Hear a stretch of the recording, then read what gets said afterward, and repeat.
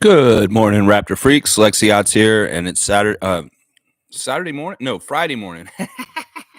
It's Friday morning, and the Raptors are playing the Utah Jazz tonight in their first game of a 5-game road trip, mostly West Coast trip.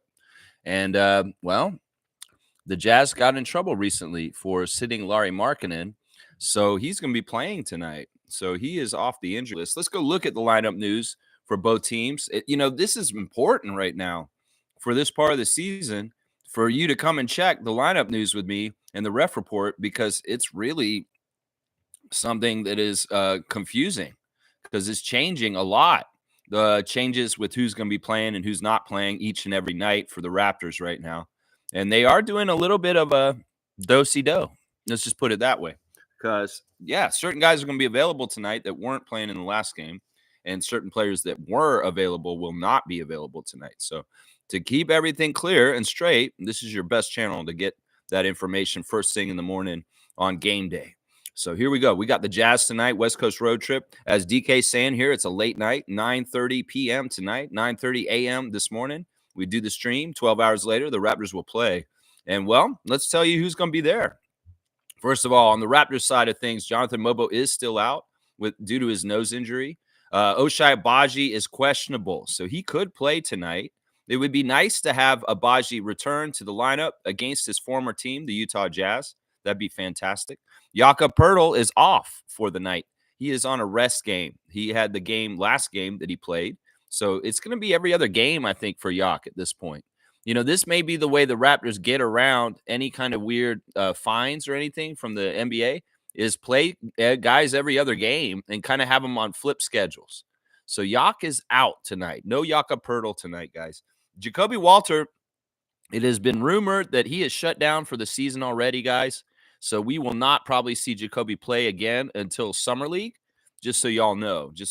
Yeah, he's probably going to be out for the rest of the season is what we're hearing. Scotty Barnes is questionable just like Agbaji.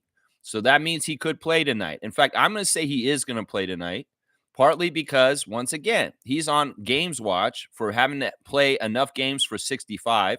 And, well, he can only miss 2 more games. And in some ways, you'd rather get him in the bank than get in trouble right at the end and mess it up. So Scotty did not play the last game. He will definitely probably be playing tonight. So I'm going to tell y'all right now, I think Scotty Barnes will take the court for the Raptors tonight. Whether he plays in the second half or the fourth quarter, that will be determined. But he will be starting, I'll bet you guys, right now. I said he would start the last game, and I was wrong. And, well, he probably will start today. I'm telling you that. Brandon Ingram's still out. It's very not clear whether Brandon will actually play this year or not. In some ways, I'm leaning more towards he probably won't. Grady Dick is another guy that may be close to not maybe playing by the end of the year because he's on a 2-week reevaluation. And, well, the season's not got a whole lot of weeks left. So we'll have to see if Grady returns for a couple games right at the end of the season. He's more likely to return by the end of the season than Jacoby Walter, just so y'all know. Shamshay is out for the rest of the season due to his MCL tear. So Emmanuel and RJ are back. They will be playing tonight. So if Scotty plays, we have full barbecue, guys. So Emmanuel is not on the injury list, and so is RJ, not on the injury list. So we will have Barrett and Quickly for our game against the Jazz tonight, guys. Just so you know, we got to sort it all out every single day. And that's why, in some ways, this good place to come is right here so you can understand who's coming and going exactly how. So I'll speculate that the Raptors starting lineup tonight will be Emmanuel Quickly, AJ Lawson, RJ Barrett, Scotty Barnes, and Orlando Robinson. That's who I think it'll be the starting lineup tonight, is what I'm guessing. Now, there's also Jared Rhoden is with the 905. He has not gone on this West Coast road trip with them on the plane, according to Blake Murphy yesterday. He tweeted or blue skied that Jared Rhoden is staying behind and he will be playing for the Raptors 905 tomorrow's an afternoon game that the 905 have here in Mississauga tomorrow. So Jared may be joining the team later in the trip, but initially he will not be playing and available for the Utah Jazz game tonight. Jared Rhoden, the two-way, he will be in Mississauga tomorrow to play for Andrew Jones and the 905 tomorrow afternoon, just so y'all know. Now, the thing about that is Jared Rhoden has a limited amount of Raptors games he can play. And I think that they are conserving those. And that's the reasoning for why Roden will be at Mississauga tomorrow and not in Utah tonight. Just so y'all know. That's a little bit of a note there. But Colin Castleton is with the Raptors, and so is A.J. Lawson. So they are out there, but Roden is with the 905, according to Blake Murphy. Utah has less injuries than last Friday. Last Friday, they had a laundry list. They got a little in trouble this week. $100,000 fine for not playing Lauri Markkanen too much. You know, as soon as they threw that fine on them, well, he got out there on the court again and played against Memphis. So expect Markkanen tonight, which is a big difference from the Jazz team that we saw last Friday here in Toronto. That he's an upgrade. He's obviously an upgrade.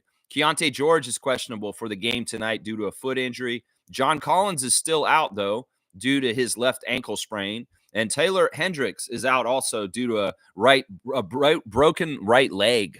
So, yeah, there's not a lot less injuries for the Jazz at this point. So we will see 4 out of their 5 starters, regular starters in the game. Of course, from last week, we saw Isaiah Collier at point guard, Colin Sexton at shooting guard. Lauri Markkanen will be the small forward. I'm going to guess that their power forward will be Bryce Sensabaugh, and then the center Walker Kessler will be playing tonight also.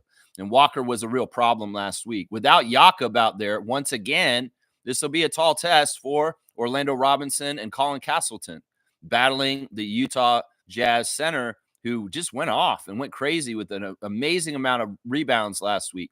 So we'll have to see how they do against Big Kessler this week. Of course, the Jazz, the rest of their bench is people like Jordan Clarkson, who will be available tonight. So the Jazz will have a much better team tonight than last week. KJ Martin, the son of Kenyon Martin, Kyle Filipowski, Elijah Harkless, Jaden Springer, Cody Williams, Johnny Juzang, Micah Potter, Oscar Tshiebwe, Svi Mahalik. Yeah, although Tshiebwe and another player are actually with their G League team and will not be available tonight for the Jazz. Now on the ESPN matchup predictor, what are they giving us for percentage wise? Who's going to win this game tonight? Let's see what they're saying here. They're saying that it is 56% chance that the Raptors will win on the road in Utah against this Jazz team. So 56-44 for the Raptors is the matchup predictor by ESPN currently. What they see is going to happen with the game tonight. So we're favored, which is weird because we're on the road.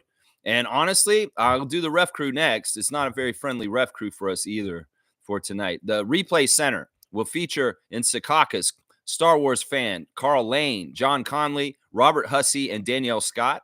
And in Utah, refereeing our game today, our crew chief will be Drake Lover, Mitchell Irvin, number 27 in his 10th season out of New Orleans. He loves that show, Martin. He likes the movie Coming to America. He does get down to the Hotline Bling. That's right. His favorite book is Between the World and Me. His favorite meal is charcuterie oysters. His favorite app is TikTok. He most like to visit Africa, and his bucket list is a skydive. Yeah. Mitchell Irvin graduated with a dual bachelor's degree in sports management and exercise physiology from the University of New Orleans, where he was a walk-on member of the 97-98 basketball team and a member of the Kappa Alpha Psi fraternity. As a high schooler at Eleanor McMain in New Orleans, Irvin was an all-district point guard who led his team to 1997 state quarterfinals and earned all-state academic honorable mention honors. So Mitchell has played some basketball in his past at different levels. Now, Mitchell is the crew chief. We have had great years with Mitchell Irvin refereeing our games, but not in the last couple years. He's been a real nosedive. Since I've been doing the ref report, he used to be like a 60% win percentage for the Raptors. Well, he's below 500 now at this point. We've lost more than we've won with Mitchell Irvin in his career. In fact, this season, we are 1-4 this season with Mitchell Irvin present at games. We win 49% of our games now with Mitchell Irvin at this point in his career. And the Jazz win 61% of their games. So 40, it's actually 49-61 is the split for Mitchell Irvin with the Raptors favoring the Jazz. He favors the Jazz. The second ref is Sean Corbin, his 30th season out of Baltimore, Maryland, number 33. His favorite TV show is Perry Mason. He likes the Godfather movies. He listens to Ben Tankard. His favorite book is Why Does Everything Have to Be About Race? His favorite meal is steak and lobster. His favorite app is News. He must like to visit Johannesburg. Bucket list is to drive cross country in a RV, and his hidden talent is cooking. Sean Corbin officiated 4 years in the CBA and 9 years in the collegiate ranks, with stints in the Big East, Southern, Southeastern, Mid-Eastern Athletic, and Metro Atlantic Athletic Conferences. He also has 4 years of high school officiating experience. The Baltimore native played basketball and baseball at Coppin State University. So 2 guys that actually played the game of basketball right here. Sean has a pretty good record with the Raptors this year. We are 2-1 with Sean Corbin this season so far. So we've won 2 out of our 3 games with him present. He's actually gone up this year, and he is actually the best ref for the Raptors today with a 53% win percentage with the Raptors career-wise. And meanwhile, the Jazz are 56%. So he does still favor the Jazz, 53-56 for the Jazz with Sean Corbin, the second ref. The third ref is a ref we've seen recently, and it's Sayesh Mehta, number 82, out of Baltimore, Maryland, also 5th season. His favorite TV show is The Office. He likes the movie Slumdog Millionaire. He listens to Bob Seger. His favorite book is The Alchemist. His favorite meal is butter chicken with garlic naan. Favorite app is Spotify. He most like to visit Australia, play golf at Pebble Beach, and his hidden talent is badminton. That's right. Mehta has officiated 5 seasons in the NBA G League, working in the playoffs 3 times between 2017 and 2019, and serving as a finals alternate in 2019. He refereed in numerous collegiate conferences, including the Atlantic 10, Big South, Colonial Athletic Association, and Conference USA. He also has NCAA Division III and junior college officiating experience. Yeah, Mehta is actually the worst ref for the Raptors today. This season, though, we're 500. We've won 2 and lost 2 with him. We did win the last game he refereed us, which is during this win streak that we've been on recently. He did referee us like last week. Our overall career winning percentage with Sayesh Mehta is 37%, the lowest of the 3 refs today. And with the Jazz, they win 63%. So it's quite a wide gap, 37-63 for the Jazz. So all 3 refs are favoring the Jazz, and the Jazz have the home court. But ESPN's saying we have a 56% chance of winning. So there you go. Those are the breakdown of the numbers. Anybody who's doing any kind of betting or something like that, if you really rely on me, hopefully I'm giving you some information that you need. So yeah, there's a ref report. It's not the best refs, really. Mitchell Urban used to be our friend, man, but in the last couple of years, he's really turned villainous. And Sean Corbin's an ornery old ref, 30-year ref, but I've respected him more and more in the last year or so. And then Sayesh, well, he was kind of a fucker last week when he refereed us already last week, even though we won the game. So yeah, there you go. This is Trevor J's Words of Wisdom coming in hot and fresh off the stream chat here. Stay away from people who act like a victim in a problem they created. Remember, some people create storms and get mad when it rains. Ooh, man, yeah, it is. Some people are just a walking drama, and they can't help but have drama. Some people have to have drama like a fish needs water to be alive, and it sucks. Those kind of people you don't want in your life. They're toxic.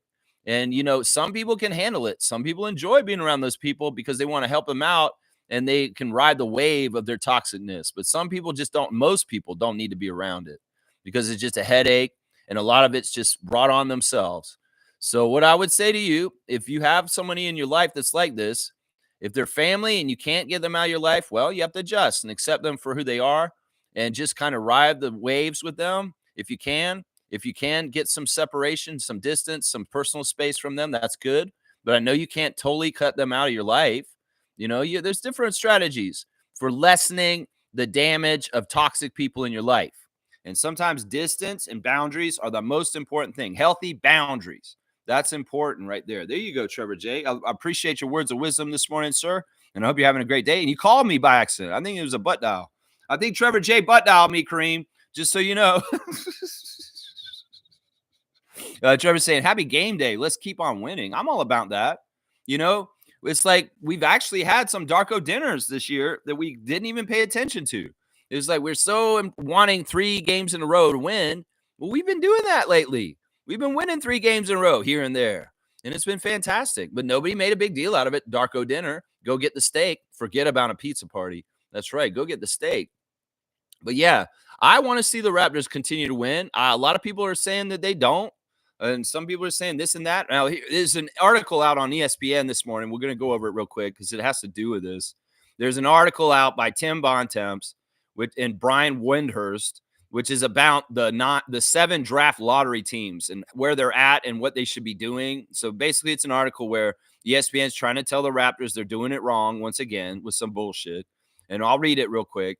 They're talking about the Raptors with their draft picks, odds for number 1 and all that stuff. Okay. Brian Winders says this about the Raptors. Actions over words again as the Raptors trade for Brandon Ingram and decision to give him a $120 million extension in pre-agency makes Toronto's intentions clear. The franchise is hoping this season, which has been derailed by various injuries to key players, can yield a high draft pick, and then Raptors can make a pivot next season with Ingram and Scottie as cornerstones. That's what Brian Winders is saying. That's very fair. That seems about right, Brian Winders. But Tim Bontemps is saying some bullshit here. When the Raptors moved on from Pascal and OG last season via trade, combined with letting Fred VanVleet walk in free agency and firing coach Nick Nurse, it was clear the franchise was moving into a new era. It was also clear the Raptors were trying to make their dip out of the playoff mix in the East as short as painless as possible. They landed Emmanuel quickly in the Anunoby trade and gave him a big contract last summer to make him the team's long-term starting point guard. Then they did the same thing with Ingram last month and are now doing everything they can to maximize the lottery odds, although having the league's easiest remaining schedule is continuing to wreak havoc with those plans. And that was all planned by the NBA, motherfucker. Don't believe that wasn't manipulation of the schedule right away. They're like thinking, how can we make the schedule, the easy part of the schedule, a bad thing for the Raptors when they're thinking about this? And they thought about all this. They put a lot of thought into this, and they figured it out ahead of time so it would be like this, Raptors Nation. Just so y'all know, either way, we don't care. We're badasses. We're going to go through it. Winders also said this. Of interest when evaluating the Raptors' short-term future is control of the franchise. Last fall, Ed Rogers, the chairman of Canadian firm Rogers Communications, executed a deal that increased the company's stake in the Raptors' parent company to 75%. Next year, he has the right to buy out current governor Larry Tannenbaum's ownership shares and have full control of the franchise. Just where the Raptors are when that transaction takes place is already a source of both intrigue around the NBA and stress within an organization missing its 3rd straight postseason. So Brian Winders is saying something about Ed Rogers being the owner, and he's characterizing as intrigue around the league and stress for inside the organization. That's bullshit, man. That is bullshit. Although we did see Keith Pelly sitting at a court side right in Drake's seat on the last game, and he's analyzing the team right up close. Well, what you saw, Keith Pelly, on Wednesday night was pretty badass, wasn't it? You saw a team win with a bunch of the bottom of the barrel of their players on the roster. And it played very competitively and together and good team chemistry for the coach. So there's nothing not to like there, Keith Pelly. Maybe you wanted them to lose, but, well, the Sixers just suck. And it's hard to just hand over a game to them because they're just horrible. Seriously. Tim Bontemps is saying this also about us. Pulling off such a quick turnaround is not easy. Well, we're going to do it, motherfucker. And while so much of it, whether it will work or not, will hinge on whether the Raptors get some lottery luck this spring, I don't know if it totally hinges on that piece of shit. Their approach has been met with some skepticism around the league. Yeah, you don't like what we're doing? Well, fuck you. We got to do it the way we do it because we're Toronto, the only Canadian team in the NBA. And he says, I don't like what Toronto's doing, another executive said. Trying to flip it quick is dangerous. Who's it dangerous for? It's dangerous for y'all, motherfuckers. You're going to try and say it's dangerous? Who's it dangerous for? Signing Brandon Ingram long-term? Emmanuel Quickly long-term? Doing what we doing? You think this is dangerous for us? Motherfucker, we going to win next year. It's dangerous for y'all. That's what it is. Y'all raising the alarm already. Trying to cause confusion and make our fan nation feel like we're doing weird things and not doing it right because you write this bullshit on ESPN. I'm going to say this right now. Just because a quick turnaround isn't easy doesn't mean the Raptors can't be successful at it and will do it correctly. That's what I'm going to say about that because everything we do is advanced. The rest of the NBA, your general basic classes, we're AP class up here in Toronto. That's right, advanced placement. And we are advancing and placing ourselves back in the playoffs next year, you motherfuckers. And you may not like it. I don't like what Toronto's doing. Trying to flip it quick is dangerous. Dangerous for the rest of the league, motherfuckers. Trying to say some shit, Tim Bontemps, with your bullshit this morning. There you go. Fired up. Friday freak out on Tim Bontemps and his bullshit.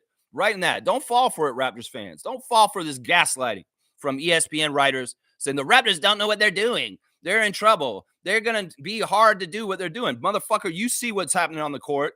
You see how these players are playing for Darko. You see how much good talent we have on our team. The rest of the league shaking his head, shaking his boots. And they say it's dangerous. It's dangerous what they're doing. Yeah, it's dangerous to y'all, motherfuckers, not to us. Because we coming. We coming next year. We are going to be in the playoffs next year. That's right. God willing, we will be. That's right. There you go. There's my reaction to ESPN's written up bullshit this morning. And if any of y'all go look at it, you can go see it for yourself and see what kind of gaslighting motherfucking Tim Bontemps is doing to us. Fuck you, Tim Bontemps. Two-finger salute for you, sir. On a Friday morning. Yeah, after an eclipse last night. That's right. There you go. There you go. All right, let's keep going in the chat. Just a little side bar there. Trevor saying Steph Curry, NBA 4,000 career three-pointers, and today he celebrates his birthday. Well, happy birthday, Steph Curry. Happy birthday to you. And yeah, that's a lot of threes. That's a lot of threes. 4,000 three-pointers. Wow. Wow. Trevor's saying the Nets lost last night. Doncic dropped 45 points, 11 rebounds, but they still lost. The Lakers lost too. Good stuff. Good stuff. Yeah, I mean, the Nets, you know, they're going to have an easier schedule to lose because they have harder opponents they're going against. Well, we'll see tonight. The Jazz got in trouble. They should have a better team out there. Maybe we expect to lose tonight for sure. Maybe because we're on the road. We haven't been a very good road team, and we're going to Utah. So it could very well be. We're going to split the series with the Jazz. We won last week in Toronto, and the Jazz will win on their home court tonight. We'll have to see. We'll have to see how it goes. In some ways, I'm okay with whatever outcome happens tonight. If we win, well, I love when the Raptors win. If they lose, well, this is good for our situation with the lottery. And so we can't lose, Raptors fans. So what is there to be upset about? We can't lose right now. That's right. Kareem's saying that Lauri Markkanen, and hang on, it jumped ahead. Lauri Markkanen, the Jazz were fined $100,000 for resting Lauri for 7 games. Raptors just need to be mindful with guys in rest days. No reason to fork up that kind of money. Yeah, they know what they're doing. They're smart. I don't know what the Jazz were doing, thinking that and doing that. That was stupid. And they got busted for it. And, well, that's why they had that rule. The other thing is that's interesting about this, Kareem, is that Markkanen is not a current All-Star. He was an All-Star like 2 years ago. So I think the rule, I thought it was only All-Stars are the ones that are under this rule, because that's what they said originally when they came out with it. It's not for role players. It's not, you can't really say, oh, you didn't play Chris Boucher for 7 games, you're fined. It's more for stars. And it's really because the fans pay tickets to see the stars. And you can get away with resting a star for 1 game, like we've been doing. That's the thing. We can rest Emmanuel and RJ for 1 game and then play the next game, rest them the next game, on and off, every other. Then we're fine. But in some ways, I even question whether RJ and Emmanuel get scrutinized like this because neither one of them have ever been an All-Star. So I think the designation is you have to have been a former All-Star for this to even matter. So the only player on our team that this is something that they may pay attention to is Scotty. So if Scotty takes too many games off like Markkanen did recently, then there would be a possibility of a fine. But Scotty has a legitimate injury. He's not just taking rest days. So they can make the case that he's actually really injured and he can miss multiple games. There's all kinds of minutia and different ways of looking at this to make it work in your favor and be like, yeah, well, this is what we're doing, NBA. If for them to fine somebody for sitting somebody out like this, they have to be egregiously abusing the rule. And that's what the Jazz were doing. And that's why they got in trouble this week. I mean, Markkanen didn't seem like he had any reason for why he was out last week when we played them. And, well, he didn't have any reason, and they got in trouble for it. So we got to understand the rules with this and what could happen and understand that it's not likely for us because, first of all, we only have really 1 All-Star on our roster right now, and that's Scotty. And RJ and Emmanuel may be All-Stars in the future, but they're not going in the future, like looking at it. You know, they're not going to look at it ahead of time and say, oh, these guys are out. So, but they're being smart anyway. I like how they're doing Jakob every other game. That's smart. So it is what it is. I don't think they're. I think that if, out of all the franchises, once again, we're AP. Our front office is really smart. They're on top of all the rules, and they're probably safeguarding from any kind of issue in this department, just in case. Kaloy's here. Good to see Kaloy and Santino. Good morning, Lex and fellow freaks. Good morning to you, Carlo JS. Always good to have you in the chat with me. A great Raptor freak, one of my good buddies on this channel. Nako's saying, did they give a reason for sitting Laurie, or was it just rest? No, they didn't have, like last week when I looked at it, they just said Laurie Markkinen was out. They didn't even have any kind of like injury. Like usually they have a body part. They just said Laurie Markkinen will be out of the game for tonight. They didn't list a body part or anything. So yeah, they didn't give a reason. Reggie's here. Good to see Smooth Brown Man. Lakers got smoked. Injuries hurting them. Well, they got no depth. They're top heavy with those two guys, and LeBron is out now, so it's just a Luka show. And it's not even as good a supporting cast as he did have in the Mavericks. You know, he had Kyrie there, and he had Derek Lively. And, well, who's he got on this team? And, yeah, it is what it is. The Lakers, you know, this is who Tim Bontemps and those people should be talking about, trying to rush things and do things too quickly. The Lakers have always been known for that, where it blows up in their face. They try and microwave and nuke stuff too quickly, and it all blows up in their face over and over again. And this Luka thing is like that. It was whether it's like, you know, we talk about, you know, the Lakers trying to get championships with Karl Malone, Steve Nash, and Gary Payton and all that kind of stuff in the past. You know, it's the same thing. It's the same thing. They're just trying to do things quickly, and it's not going to work. Well, we're going to do things quickly, but we're doing it the right way, and we're doing it step by step, and we're not wasting any time. Darko's using every single day to get this team better, and he's getting maximum kind of stuff, and that's why we can do it faster. The Lakers aren't going to fundamentally do it the right way with each little step like Darko's doing with our development and our process. Well, they're going to get a bad result, but we won't, even though we're going quickly. We're going quickly because we're doing it right, and we can, and we're AP class. That's right. That's what it is. Reggie's saying, De'Aaron Fox out for the season, surgery on his thumb. Paul George wanting surgery to fix his knee. Yeah, a lot of people getting shut down for the season, including De'Aaron Fox of the Spurs recently. And, well, these are the teams that are in this position that are trying to get near the top of the draft. And the Spurs are in officially that group at this point, with Wemby out for the season and now De'Aaron Fox. So Chris Paul and whoever else is still playing there, Sohan, yeah, they're going to do what they're going to do. And we're going to see them on the first game back from this road trip on a Sunday, and I'll be going to that game.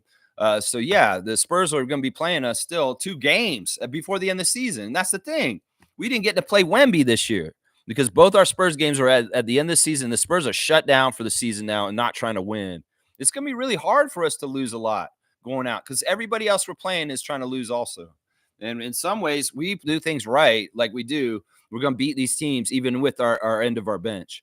Let's see. Randolph's here. Good to see Randolph Phillips. Game day blessings, beloved Raptor freaks and most informative gang. With all the uncertainty in the world, have no fear. God is still in control and will take care of you. Stay focused. I have seen some very positive signs of people standing up to the bully administration of Trump, and it's the judges. There's some judges that are swatting them back and saying, no, you can't do this. No, you can't do that. And they're reinstating a lot of things. Some of the people that they fired already, they've had to rehire. And some of them are also, it's a lot of the dumb stuff that they try to do just to show the power are getting swatted back and rejected like a block shot. And, you know, it's rightfully so. These guys are really, really crazy maniacs. And a lot of the rhetoric and a lot of the stuff is really, really damaging and scary and dangerous. And, well, I believe in what Randolph's saying, that I'm going to trust in God, that he's got us and he's going to protect us and he's going to get us through this. And God willing, Canada will be strong and free forever.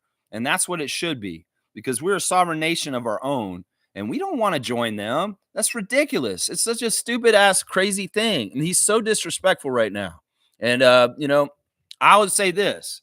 I am turning to God more and more every day with prayer and just a belief and faith that God will take care of what's happening right now. I appreciate you, Randolph, and blessings to the Phillips family and all the Raptor Freak families. That's right. Now I'm going to say, Paul George is on trade watch. What? That man's been on trade watch most of his career. For being such a top-level player, that man, you know, anyway, I don't know. Paul George is an idiot. I've never really liked Paul George as a player for the most part. I kind of liked him when he was on the Pacers way long time ago when he was very young. But most of his career, I've thought he was a fraud. I really have thought Paul George is a fraud. The players love him. The players think he's a badass. They love the way he plays and his moves and stuff. But the man is not a winning player. The man is not a winner in some ways, and I don't respect him. I don't respect Paul George. I really don't. DK saying 24 game winning streak versus against Utah Jazz. Raptors 24 game winning streak. What do you mean 24 game winning streak? We have we had lost to a certain team for a while, the Jazz, for like 2 years straight. We had not beaten them until we beat them last Friday. So we snapped a losing streak to the Jazz. But I don't know what you're saying. 24 game winning streak versus against Jazz. We haven't won 24 games versus the Jazz in a row. We just won the first one that against them in like 3 or 4 years before that, because we had lost to the Jazz almost every game before that, just so you know. I went to one of the games the year before. I went to the game in December around Christmas with my family last year, or the first year of Darko. And Kelly was on the Jazz at that point, and we still had Siakam and Anunoby. And it was one of the last. It was the last game I got to see Siakam and OG in a uniform for us before they got traded. It was the last game I saw that game, and we lost to them. We lost to the Jazz right around Christmas at that game. I was with my family at that game. Let's see. Randolph saying Lex Cooper Flag went down with an injury last night. He could be done for the season. He has made his case for outright number one. Has he made his case for being the outright number one, or could someone else rise up in the tournament and sink his value? That's interesting. Well, this is what I would say, Randolph, is that the guys who are the next two in the draft are not going to be in the tournament, so they're not going to be really the ones that rise up. Ace and Dylan Harper, because they're not going to play in the tournament. So where's the showcase for them to increase their value to get over Cooper, is what I would say. Also, I heard that his x-rays were negative and the injury isn't as bad as it seemed when they saw it on the court. So, yeah, Smooth saying Cooper Flag going to be stuck in Utah. Ugh. It may be a good place for him. It may really fit in some ways. I don't know. Once again, I'm not a huge fan of his. I don't really care about him. I think he's overhyped. I think that we found out that the NBA draft is so overhyped at this point that these guys are just overly touted than what they really are realistically. So I don't care where he goes. In fact, I'd rather him go to Washington. But if he goes to Utah, I don't care about that either. I don't care. It doesn't matter. And if he goes to Utah, well, I'm sure they'll love him out there. Nako's saying injury was to Flag's ankle. I don't think that it hinders his career long term. In my opinion, if Cooper doesn't go first, he goes second to Dylan, then I expect Cooper first. Yeah, once again, I don't care about this. I'm so sick about talking about it too. And when that injury news came out yesterday, Monique was gleeful. She was in our chat like, oh, this is so funny. He's hurt now. I mean, we don't want to wish hurt on anybody or injury or anything. But I thought it was pretty funny that Monique was pretty laughing about, this whole thing with Cooper. I mean, I'm annoyed with Cooper just as much as she is. I'm just sick of hearing his name, honestly. I thought I was going to hear Bronny all year, but instead I've heard the name Cooper all year, and it's annoyed me. It really has. I'd much rather talk about guys that are actually playing in the NBA right now than guys that are going to be playing the NBA next year. I just get so sick of this draft talk. I really do. Reggie's saying Raptors likely winning again tonight, probably losing at Portland and Phoenix. Yeah, that'll be an interesting back-to-back, and that will be on Sunday and Monday. We got to go to Portland and play Portland on Sunday night, and then get on a flight and fly immediately to Phoenix, which is not a close distance. Portland, Oregon to Phoenix, Arizona, and play the Suns on Monday. So in some ways, I hate back-to-backs, especially on a long road trip with a long distance flight that you got to take to get there.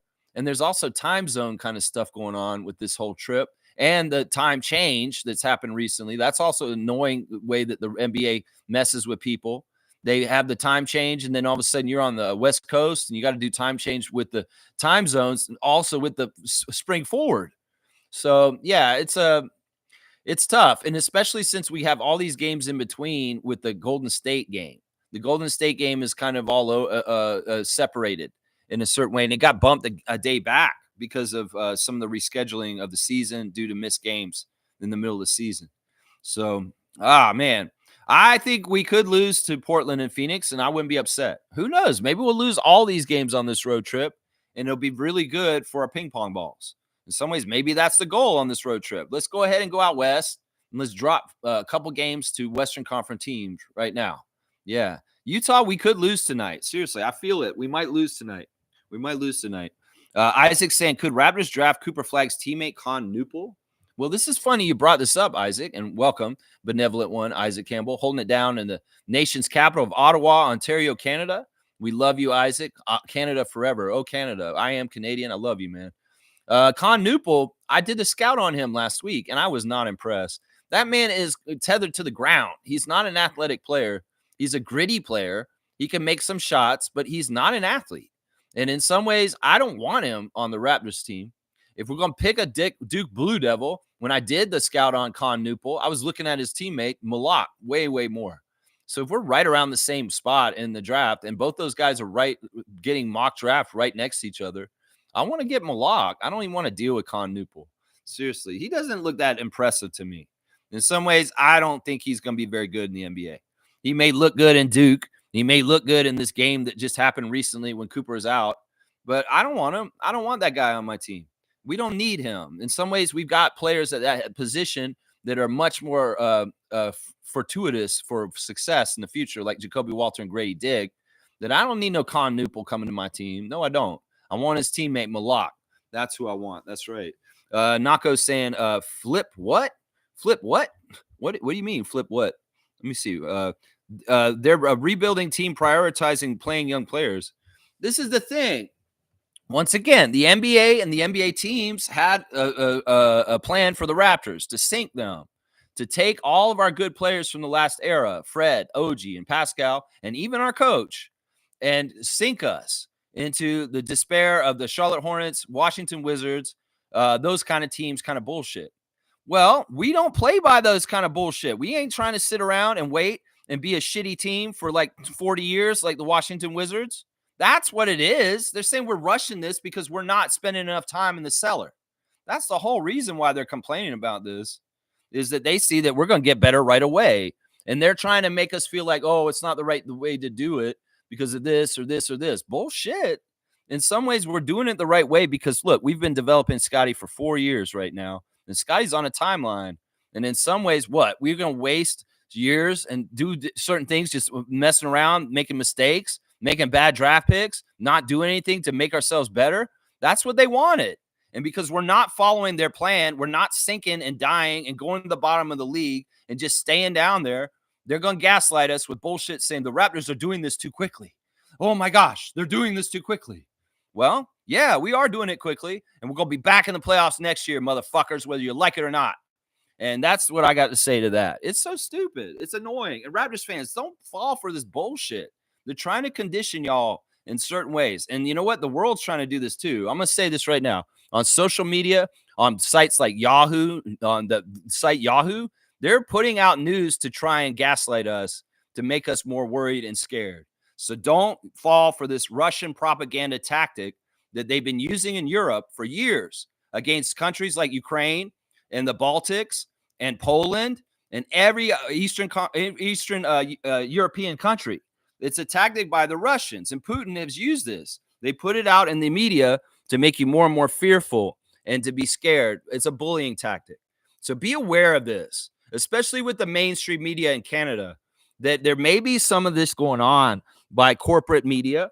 And also, we need to protect the CBC, because the CBC is public news and is actually a real bona fide news source that is not tainted by corporate money.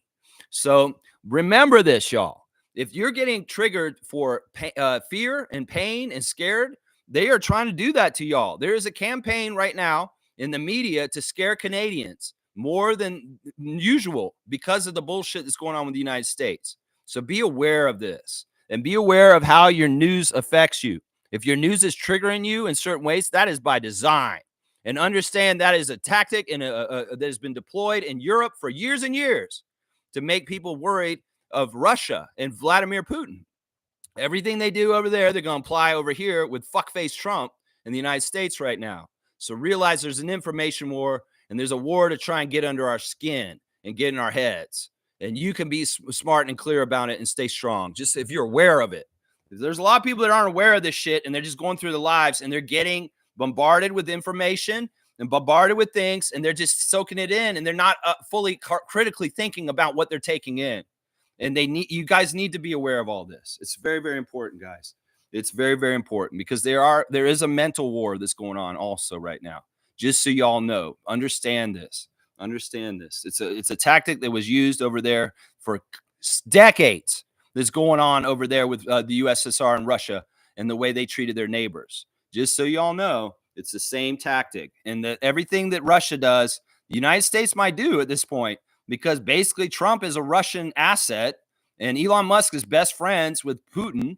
They've been shown together smiling and laughing for years in meetings. They planned all this shit. They planned everything that's happening right now. And Putin is the man with his hand up both of their asses as puppets right now. And people that can't see that are idiots, honestly. And Americans that are pledging their allegiance to Donald Trump and Elon Musk, you're pledging your allegiance to Putin by default, you dumbass motherfuckers, is what I'm saying. Here you go. All right, let me keep going. A little bit of a sidestep there. That's right. Let's see. Smooth saying Toronto doesn't have 5 to 6 years to wait around on a rebuild. Exactly. And who says that you have to do it that way? Seriously, usually it takes that long because you have to make mistakes and get players that were not the right players and go through there a little bit at a time and then figuring it out and then getting rid of them. I think we got the right players. I think that in some ways the Raptors have figured out something good because the chemistry and the way we feel around each other is good. And Brandon's already in. It's not like we have to worry about Brandon, whether he fits in or not, because the dude's already in, whether he's playing or not. So, man, it's so stupid, man. It's so stupid. James is saying we should try to get a stretch center this offseason. I'm thinking John Collins from Utah. He's only 27. Is he a stretch center? I've always thought John Collins is a small forward or a power forward at best. I've never, ever thought of him as a center. Nah, if we're going to get a stretch center, let's get Common Malak. That's what I'm saying right there. He's averaging 19 and 9. I don't like John Collins. I don't like his attitude. And in some ways, I don't want him in a Raptors jersey. So I would say no. He's the only stretch center available. I've never even heard him described as this. I see him as a straight forward. In some ways, his best position is small forward, honestly. He should have two big guys next to him because he's a finesse player. He's not even a physical player near the basket. So I wouldn't want to play him at 4, regardless of playing him at 5. Just a difference of opinion, James. We can have a difference of opinion on this. But yeah, I've never thought of James Collins or John Collins as any kind of center or stretch center. What? I don't even think of him as a good three-point shooter. Trevor's saying 20 years ago, Danielle Marshall set D. Marsh. You're going to make me think it's my old teacher at FSU, Donnie Marsh, who taught me basketball theory as one of the FSU assistant basketball coaches under Steve Robinson. That's a long time ago, Lex. You're talking about Donnie Marsh? D. Marsh? You mean Danielle Marshall. And the only reason why I know this is because of this. If I wasn't knowing stuff, you'd be screwing me up, Trevor, with your half-ass comments. You're half-assing me. That's not even his full last name, D. Marsh. Anyway, set the franchise record for the most threes, 12. It's not broken still. Yeah, Danielle Marshall. In some ways, we don't need to do these kind of anniversaries. Danielle Marshall has a record for most threes for the Raptors, 12. And I was watching the game with Adriana the other day, and I named off who were the top people with the most threes in Raptors history, and she was impressed. Like I was saying, yeah, it's Fred second. And she's like, whoa. And then it was Fred, and it's like number one's Danielle Marshall. And then they showed Danielle Marshall, and she's like, wow, how did you know that? I was like, I'm the Raptors freak. I'm supposed to know this. DK saying happy St. Patrick's Day in March 17th, 2025. That's actually a Monday, I believe, right? It's Monday. And I guess we'll say that on Monday. I don't know. I don't really celebrate St. Patrick's Day as an alcoholic, somebody who doesn't drink anymore. And also, one of my best friends killed himself on St. Patrick's Day when I was very young in high school. I hate that day. Honestly, don't celebrate St. Patrick's Day. Y'all go ahead and have fun. If y'all are alcoholics or drink or whatever, you go ahead and go out there and get drunk. Actually, if you're an alcoholic, maybe don't drink if you're like me. But yeah, I don't celebrate that day at all, man. It means nothing to me other than sadness and pain. Because honestly, it reminds me I'm an alcoholic and I shouldn't drink. Because everybody else can be out there drinking and making a fool of themselves.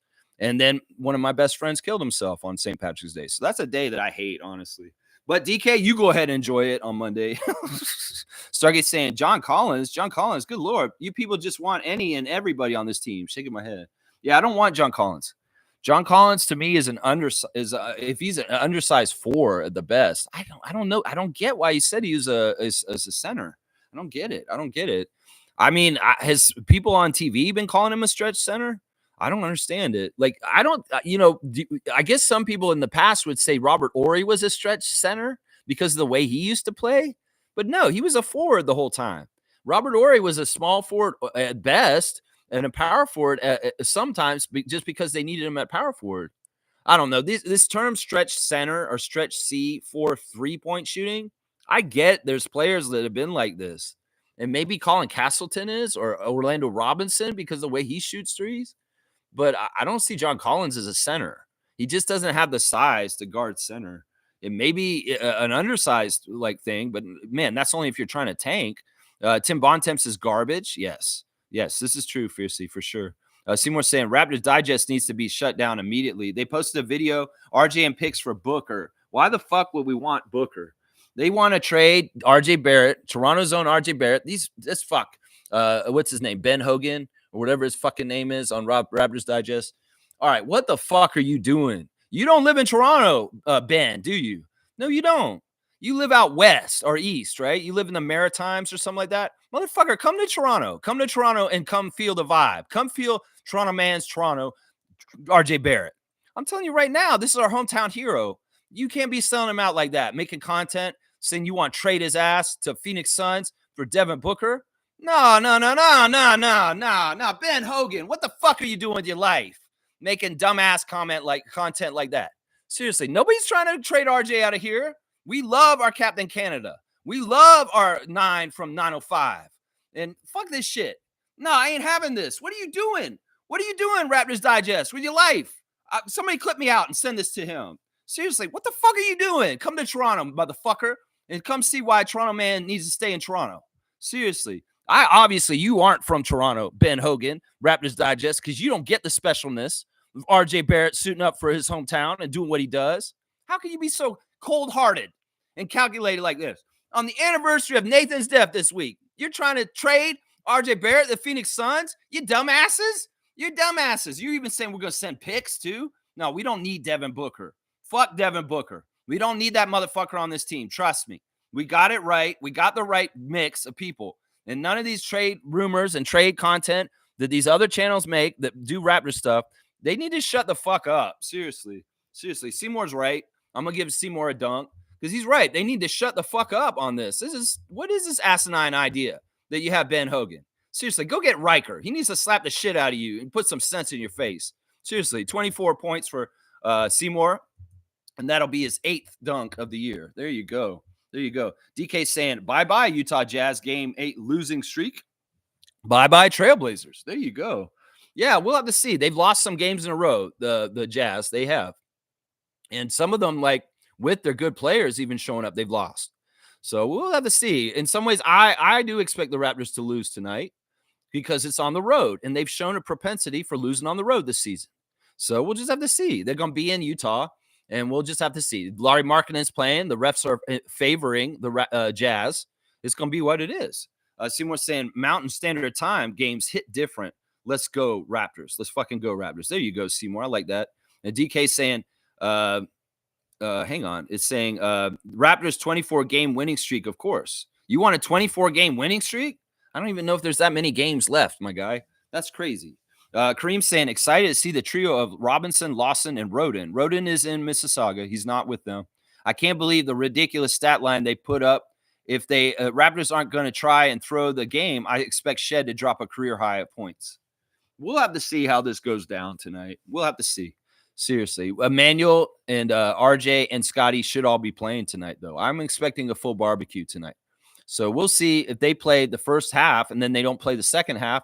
And then it's a lot of Colin Castleton, Jamison Battle, and AJ Lawson. Well, we'll see how that goes after that. We'll see how that goes. Nako saying, Fears, Queen, Malak, one of those guys would be fantastic. Yeah, that's my short list right there, too.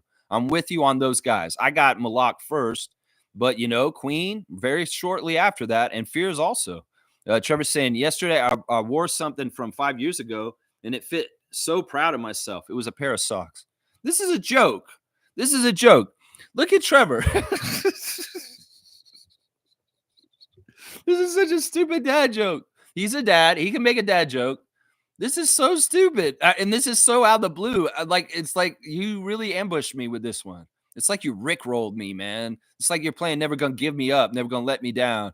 It's like, what did you do to me, Trevor, with this? Yesterday, I wore something from 5 years ago and it fits. So I'm proud of myself. It was a pair of socks.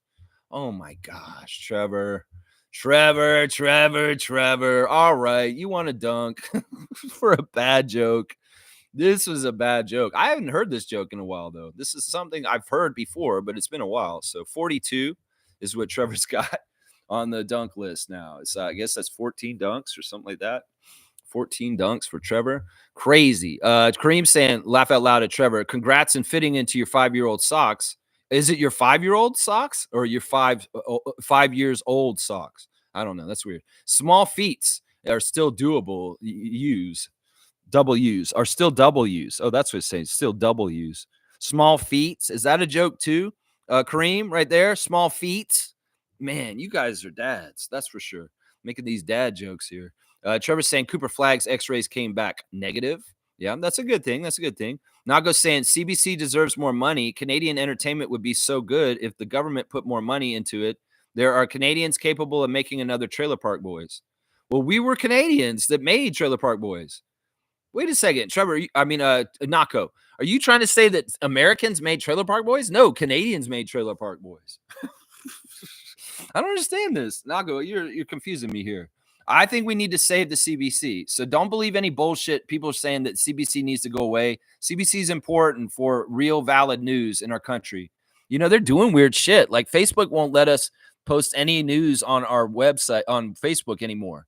And that in some ways, that's because the Canadian government doesn't want misinformation coming out. And I get that. But misinformation is still coming out in Canada and people are hearing it. Some of it's through radio. There's a lot of bullshit on radio that is being spouted around that's not right. Of course, there's a lot of political attack ads on TV. There's a lot of just bullshit in newspapers also, and opinion pieces and articles that are written by corporate conglomerate newspapers. So you got to really understand where your information is coming from and their point of view and maybe what their goals and directives are.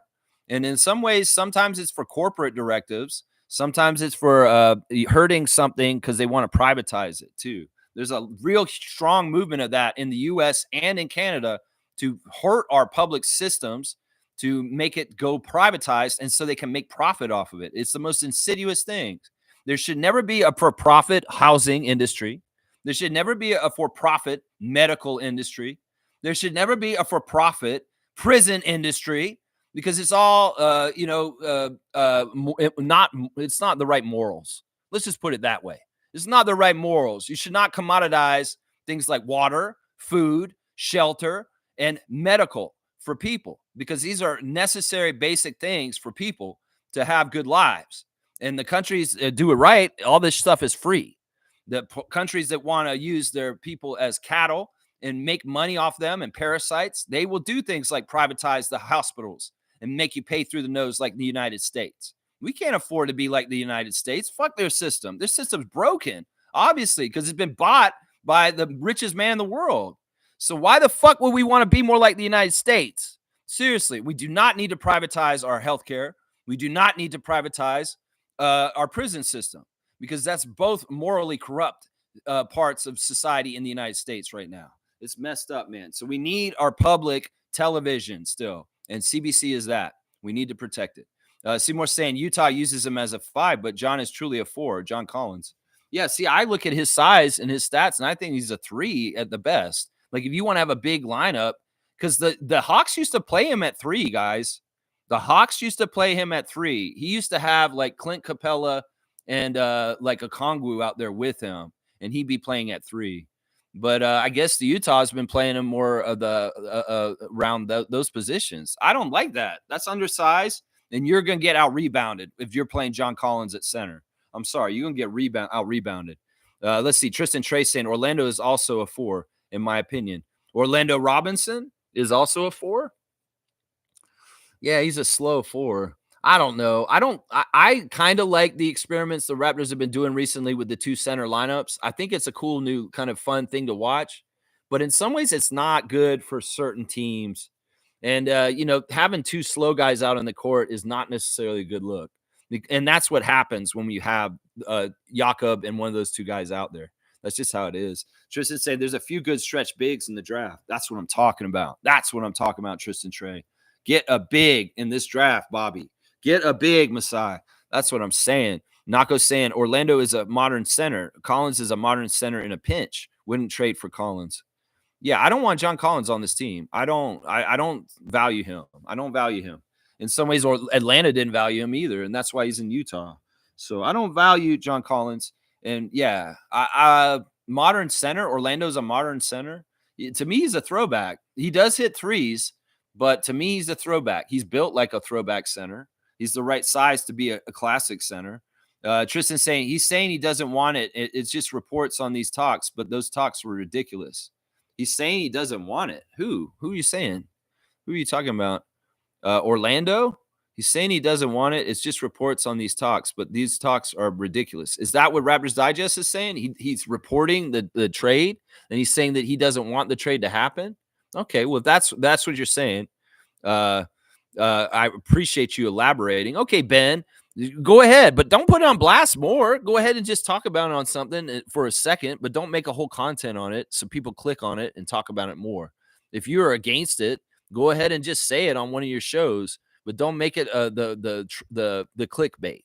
How about that? That's what I say, because that's where it gets in trouble. Let's see, Ben Hogan. That's right. I think that's his name, right? Ben Hogan. Ben Hogan. Yeah. Let's see. Tristan saying, forget Booker. We have Quickly. That's right. Not only that, we've got Jacoby. We've got Grady.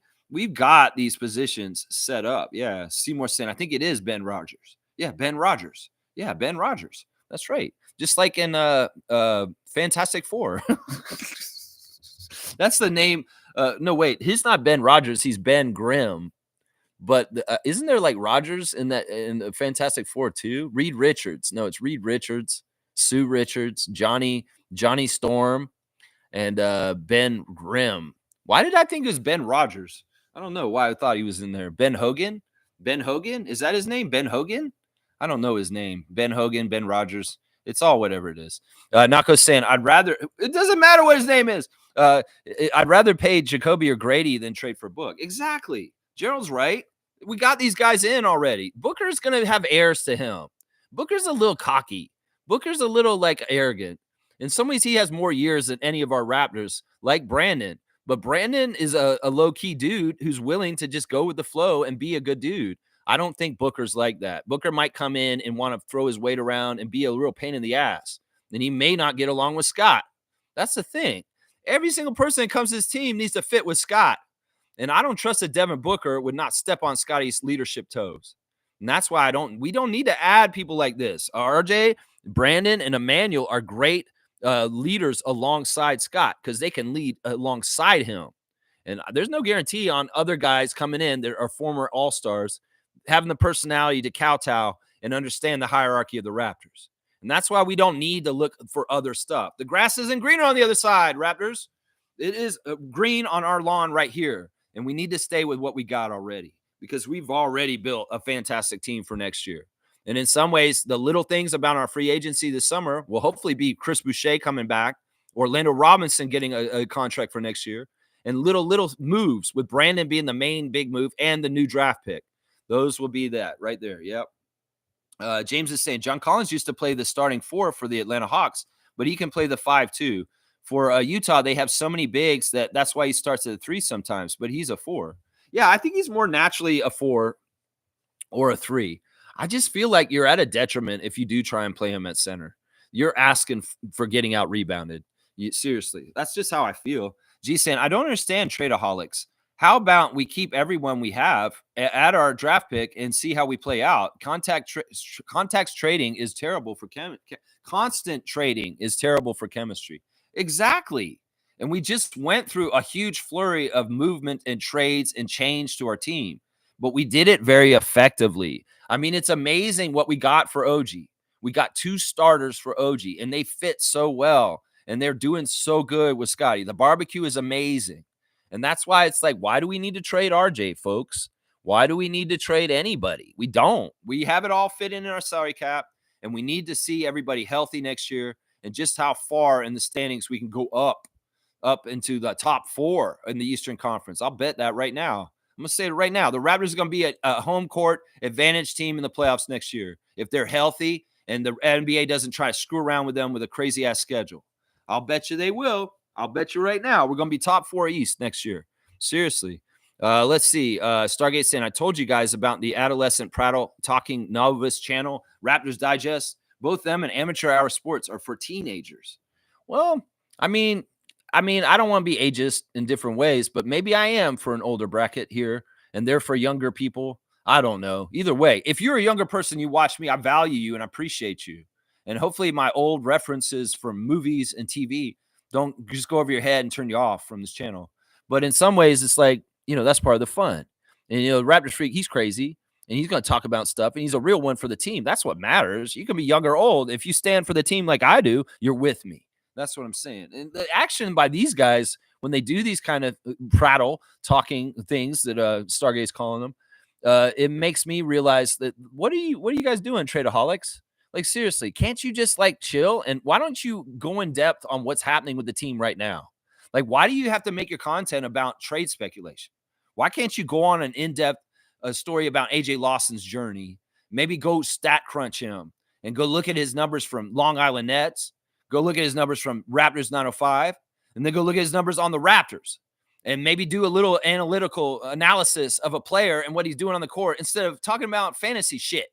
Seriously, y'all can make good content that's analytical, that's actually covering the stuff that the Raptors do instead of making up bullshit. What if this? What if that? What if this? What if that? It's such a fucking waste of time, your fan fiction. So why don't you get analytical like Samson Falk? Raptors Digest is what I'm saying. Go ahead and break it down. Break it down. How about that? Instead of making it up. Break it down instead of making it up. That's right. There you go. There you go. Trevor's saying the NBA is so scared they already have Raptors diarrhea already in their parts, in their pants. What is it? The NBA is so scared they already have Raptors diarrhea already in their pants. I don't want this to be Raptors diarrhea. And how the hell did diarrhea from a dinosaur get in somebody else's pants? That sounds crazy. I get what you're saying, though, Trevor. I get the meaning of what you're saying. They're already scared. They're already making up stuff. And they have article diarrhea is basically what they're putting out is a bunch of crap, watery crap that's gross. Yeah. I get what you're saying, Trevor. G's saying they want us to be the Wizards so bad. They really did want us to be that. And they thought, mission accomplished. They thought that they did it. And the Raptors are going to be dead and gone for years to come as a bottom feeder in the NBA forever. But they forget we ain't like that. We ain't trying to hang around and waste our time. We need to win. We want to win, and we're going to win. And that's partly because of the underlying shared trait of Masai Ujiri, Darko Rajakovic, Scotty Barnes, Bobby Webster, RJ Barrett, Emmanuel Quickley. These guys ain't wasting their life. They want to win. And they ain't trying to mess around and waste time. They're going to do the job because they understand the task, the assignment. They're organized right, and they're coming back at y'all. And you could be scared. You could write all your bullshit articles, Tim Bontemps. They ain't going to change the reality of what's going to happen. You can go ahead and gaslight the Raptors nation and fans around the NBA into thinking the Raptors don't know what the fuck they're doing, when in fact, we know what we're doing better than anybody else in this fucking league right now. Yeah, we do. And we're going to show it to y'all next year, is what I'm saying right now. That's right. That's right. Nako's saying Ben Grimm was the thing. That's right. Ben Grimm. Ben Grimm. Who was Ben Rogers? Was that the name of Spider-Man's uncle? Uncle Ben Rogers? Is that why I'm saying Ben Rogers? Is Ben Rogers the Uncle Ben Rogers, or Ben Hogan? Ben Hogan, illegitimate son of Hulk Hogan that lives out east? Is that what it is? I don't know. All right, Stargate saying Jeremiah Fears is 6'4", 182 pounds. I can't see Bobby Masai picking him at this point, as there's no need for a 6'4" guard who needs the ball in his hands on the Raptors at this stage. Fears is 6'4"? I thought he was a forward. Last time I looked at him, I'm getting him confused with Queen. Queen is the forward that looks like OG. And Fears is a really small guy. I don't remember him being a small guy. I thought he was a forward. Smooth saying the only channel I watch consistently is this one. Even Chev, I'm off and on with him. Pensera, I haven't watched him since April 2024. This is the only channel that fits my Raptors needs. There you go. Well, I'm hoping that it's a one-stop everything kind of thing where, if there is something important going on with the Raptors, we're getting it here. I appreciate Monique And it's Trevor and so many people in our Facebook chat for bringing me all the information all the time. There's nothing that gets past us. We see everything that's going on with the Raptors. And, that's part of why I try and collect it all here as an aggregator, is getting all the information put together in one spot so you guys can just spend an hour or two every day getting everything you need for your daily Raptors. And that really is the main purpose of this channel. Is I'll watch every interview of the players and the coaches. I'll see every game between the 905 and the Raptors and the Tempo when they come around. And I will give you guys the information as truthfully and honest as I can. And I will try to be as accurate as possible. That's part of it too. And it's not about speculation. Sure, I'll speculate about who's going to start in the starting lineups. I'll speculate about injuries and how long they may be out, but I'm not trying to speculate on who's getting traded to where for who. And that's what a lot of other content makers are doing out there. I appreciate you, Smooth. I appreciate you, Reggie. You're a fantastic part of this channel. You have been, and you're our current Raptor Freak trivia champion right now. You're going to get that championship this year by the end of the season. Yeah, your name's going to be on that trophy. Seriously. Stargate saying, let's see where the ping pong balls land for the Raptors. That will give us a better idea of who they decide to pick in the draft. Yeah. Yeah. And like I said, like even if we fall to like seventh in the order from the bottom, we could still get the number one pick because the chances are there. The Hawks were like what, 8th or 9th, and they got the number one pick still in their odds. So anything can happen still at this point. As long as we're picking in the top 10, I'll be happy. If we're like 9th, that may be a disappointment. But like 7, 8, 6th, those are good spots for us to be picking. 5th, that could be a good spot too. It could be a very good spot. Nako's saying at Stargate, he's a little redundant, but the burst in decision making, I think, makes Fierce a real special, valuable prospect. I also think Davion left a hole that could be filled. Well, that hole that Davion left is supposed to be filled by Shed. And that's basically why they traded Davion. If Shed hadn't came along so quickly, Mitchell would be still on our team. But because Shed came along so quickly, they could afford to unload Mitchell then. And in some ways, Mike will tell you this, getting rid of Mitchell in the middle of the season helps out our offseason really well coming up this summer. That in some ways, the decision with Mitchell was going to have to be made. But in some ways, much like Dennis the year before, he was kind of a guy who came in as a leader, did some quick leadership for half a year, and then we traded him out. And because in some ways, it's like he's not really part of the future. He's just a guy that we had short term for right now. He was insurance just in case Shed was a bust. And if Shed had not worked out, Davion Mitchell would still be on this team. That's what it is right there. That's what it is right there. Yeah. All right, let's keep going. G saying the Raps have been winning, so I think it would be hard for them to justify a fine. Yeah, that's another thing is like if we're trying to lose, if we were trying to lose, how can they fine us for tanking if we're not actually tanking? I mean, that's the crazy thing right there. Yeah. Trevor's saying Wizards beat the Pistons last night. There you go. There you go. The Wizards coming up. Not that they're going to catch anybody. They're very much at the bottom of the barrel. Who knows? Maybe there's a little fine tuning between them and the Jazz. Who knows? We'll see. In some ways, it really is a Atlantic Division race to the bottom between the Sixers, the Nets, and the Raptors right now. And we'll see. We'll see. This road trip may be very bad for the Raptors, and Tank Nation will be smiling real big by the time we come back. We'll see. We'll see. It could very well be that we lose most of the games on this road trip. And I'm okay with that. I think you guys would be okay with that too. Let's see. Nako's saying Uncle Ben Parker was Spider-Man's uncle. That's right. Ben Parker. We're talking about Bens today. Ben Parker, Ben Grimm, Ben Rogers, Ben Hogan. All right, let's keep going.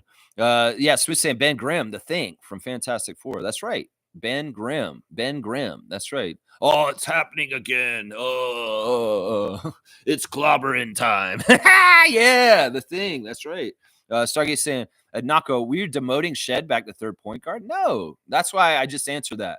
Shed is the replacement for Davion Mitchell.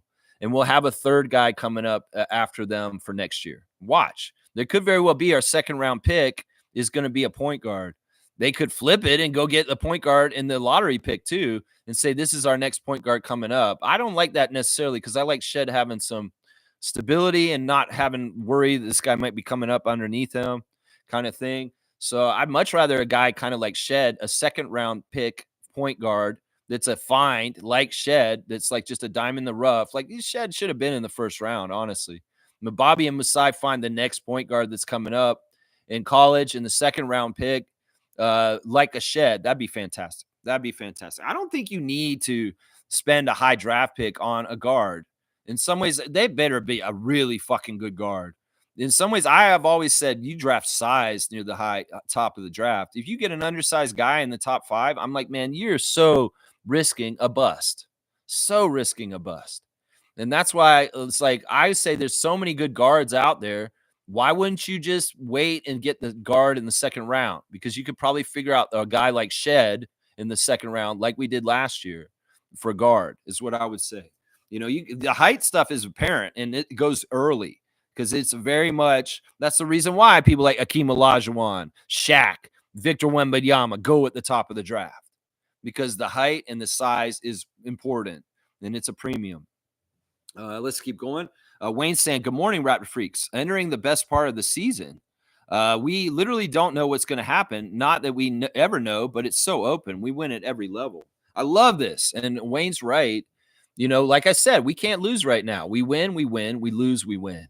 And it's just enjoyable to watch the development of the young guys, getting to see the end of the bench and seeing them successful is fun too, even if some people don't want us to be successful right now. So, yeah, just kick back, enjoy, be a fan, and let the outcome and the chips fall as they may as far as what's going to happen tonight. The home advantage for Utah, the ref advantage for Utah, and the return of most of their team bodes well that the Jazz will win tonight, just so you all know. That's what I'm saying. Trevor's saying, what do you think of Tempo write-up that was posted yesterday? What do you think of the Tempo write-up? What do you mean Tempo write-up? I didn't read any write-up. I watched the press conference with Teresa and Kayla Gray. That was pretty good, but I'm not sure what write-up you're talking about, Trevor. Maybe put it in the chat on the Facebook right now, and I'll try and look at it. Is it there right now already? Because I'm not sure what you're talking about, the write-up. Because I don't look at every post that you put up, by the way, because some of it I've already seen. I see it before you, and I just don't post it up there. So I don't know what the write-up is exactly. You got to be more specific if you don't mind. Is it this Teresa Resch thing that's like a Q&A with the score? Is that what you're talking about? I didn't click on that. I didn't look at it. In some ways, there's so much. I don't read every single thing. Okay, it's just about Serena Williams and yeah, I don't know. There's too much here. You got to be more specific, Trevor. You ask me a question and say, what did you think of Teresa Resch saying this? Or don't just ask me about the whole article in general. Cause I don't know. I didn't read it. I don't have the time to read everything. Nako's saying I'm for best available and I welcome competition for players to earn their spot. If we can't draft Common and Fears is on the board, I probably draft him because of how I value him as a prospect. Yeah, I don't know. If he's 6'4", I don't want him. I thought he was taller than that. I don't remember him being that small. I don't know. If he's 6'4", I don't want him. I don't want undersized at positions. I don't want another Bruce Brown running around. Seriously. He may be all that and that, but in some ways, look, height is an important thing in the NBA. And if you're oversized, that's great, Victor Wembanyama. If you're undersized, it's a problem. It can be a problem. Nins is here. Good morning, Lex and Raptor Free crew. I'm 23, and a part of the reason I watch you is because of your age. Watching you is a good contrast from others like Pensair or Digest. I can always expect a different angle from you. I appreciate that, Nins. That's a nice thing to say. So, see, I don't want to be like a weird person that divides us by age. Seriously. I know that sometimes I can be derogatory to young generation, but I shouldn't. There's a lot of amazing people of all ages, and I appreciate the younger viewers of this channel, honestly. And he likes me for a contrast. That's fantastic. I like that. All right, Nins, I'm going to give you a dunk for the nice compliment. And also, I appreciate you being here all the time, man. I'm glad you're here with us. And it's been really fun getting to know you more and more in recent months, especially after you went to the game and stuff like that, and seeing you on TV even. I see Nids. I see what Nids looks like on the game when they played in Philly. That was awesome. I appreciate that. Trevor's saying classic card and Instagram stories. All right, let's do the Instagram stories. We'll do that right now. That's my cue. Jared Roden has a picture of him helping up Manuel Quickly off the floor, Jamal Shed off the floor. there, and he's got the picture of a dog on there. So he's saying Jamal Shead is a dog. Yeah, it's too bad Jared is not in Utah. He is in Mississauga, guys. He will be playing for 905 tomorrow, just so y'all know. Slim Duck has got more of like pictures and musics of him playing. He's getting some support from his teammates. And Blake Murphy straight up said this yesterday on Blue Skies. The reason because all right, somebody went to Blake and they were asking, why is nobody in the press have the balls to ask Darko why Chris Boucher has 7 straight DMP coaches decision? Why does he have 7 straight of them? What is wrong with y'all? Why aren't you asking? And Blake got mad at the guy. He's like, first of all, we do ask him that. We have asked him that, and he did. Somebody asked him about Chris in the very last press conference he did after the game we just won. And well, Darko said the same thing as he's always said. Chris is a professional. He's ready for when I call his number, and when I call his number, I will. And that's what he says. There's nothing wrong. Chris is fine. Chris understands that everything is going on, and Chris does. He's let everybody know that he understands what's going on. He may not totally like it, but in some ways, he understands the drill, and he's a professional. He's going to do what he's supposed to do. But Blake said basically this. If you guys really want to understand why Chris isn't playing, it's because he helps us win too much. That's what Blake said straight up on Blue Skies yesterday. That the Raptors are holding him out from games because he can't help but go all out, and his factor is in winning. Well, we're winning anyway. Why not play him if we're winning already? Or we're missing players. Darko also said, I want to let the young players play over the older players like Chris. But why are you playing Garrett Temple then? If you're going to try and just capitalize on the young players. I don't know. It doesn't totally add up. In some ways, Chris Boucher, once again, like last year, it's seeming like they may not have him in the plans for the offseason and next year. And that's part of the reason why they're not investing time in him on the court with the young core. I mean, in some ways, that's what it's telling also. I don't know. Either way, whatever's going to happen with Chris is what's going to happen. I would love for him to get back on the court and see him play some more. I would. I really would. But it's not his choice. It's Chris. Chris is under the direction of Darko. And Darko's going to make that decision. If not Darko, Bobby will. So a lot of support, though, from his teammates coming out right now. Seriously. All of his teammates are posting stuff about Chris on their Instagram. First of all, Jamal Shead's got Scotty on blast on there, and then he's got Chris on blast. And Chris was playing that Natasha Bedingfield. I've got a pocket full of sunshine. And, like, they're all posting that. And he's just, like, he's happy. Chris is happy, even though he's not playing. In some ways, he'd be happier playing, sure, but he's a happy guy. He's in the NBA. He has good things happening, but his teammates are showing support for him vicariously through this too. There's Jamal Shead with Jacoby Walter showing that bond and friendship. There's Shead's dunk posted by Jonathan Mobo. Jacoby Walter with a picture of him and Jamal is cheesing it up in the pregame in the lineups. Very, very nice smiles there. There's Matt Devlin standing with Vince Carter and Alvin Williams from the game the other day on his Instagram. Toronto Tempo showing diversity in sports with different women and Monica Rogers-Wright and their little thing that they had recently. Good stuff. Let's see what else. Siakam going into the game and his nice cinematography on his Instagram. There's Jared Roden putting on blast by Raptors 905 for his achievements on the Raptors main squad right now. Very, very cool. Let's see what else we got. There's Oshai Abaji showing support for Chris Boucher also on his Instagram. So he's posting Chris. It's like these guys have not forgotten about Chris. They care about Chris and they're showing support for Chris. So I'm just saying, whatever's happening right now is what it is. Even the Raptors official admin posting Chris's post of Natasha Bedingfield. So it's like the team and the players have support for him, even though he's not playing, guys. AJ Lawson posting a great three-pointer he made in the game the other day against Philly. And that's basically the Instagram stories. There's support for Chris on the Instagram stories from his teammates and even the team reposting Chris right now. So there you go. That's it right there. The Instagram stories, not too exciting right now. Smooth saying, after Breaking Bad, Better Call Saul, Lex, watch Camino, a Breaking Bad story. I've heard of Camino, and I never watched it. I should watch it, though. Camino. All right. I did hear about it. I'm behind on all that. We'll see how long it takes. It's going to take a while probably to get through Breaking Bad, though.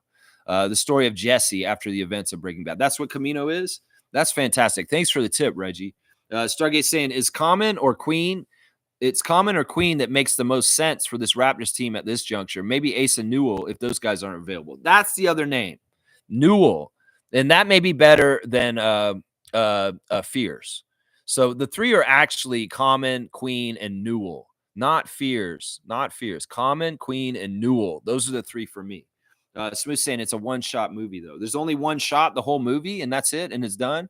Interesting. I like that kind of stuff. So like DZ said, I wanted Jesse to OD with his girlfriend. Yeah, that was sad when that happened. Let's not talk about it too much, just in case Adriana, spoiler alert.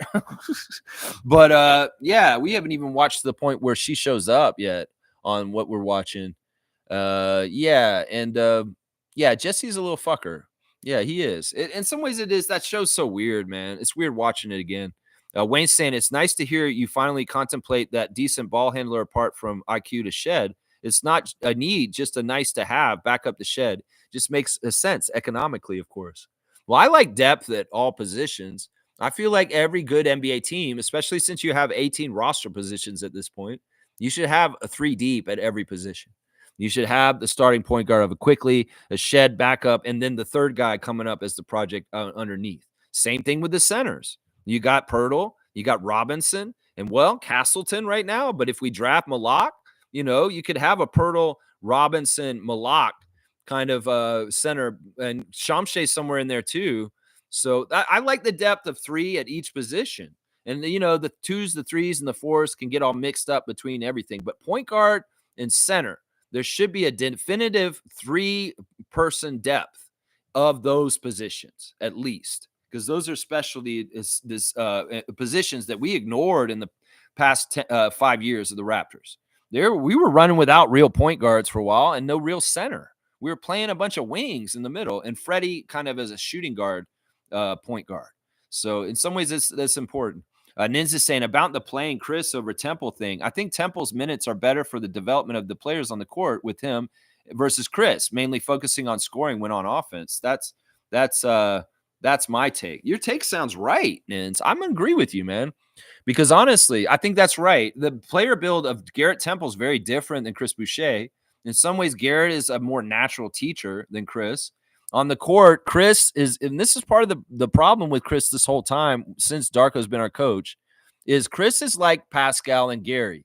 In some ways, he's not a facilitator, passer kind of player. He's an end of the means. He's a guy who's going to take the 3. He's a guy who's going to shoot it when he gets it. But he's not necessarily a good assist guy or a guy that's in the whole thing of the scheme of what Darko's doing.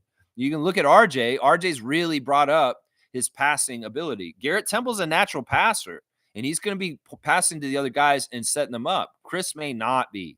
He may be every time he gets the ball, he's launching a 3 or he's trying to shoot it, and he's not necessarily the best passer.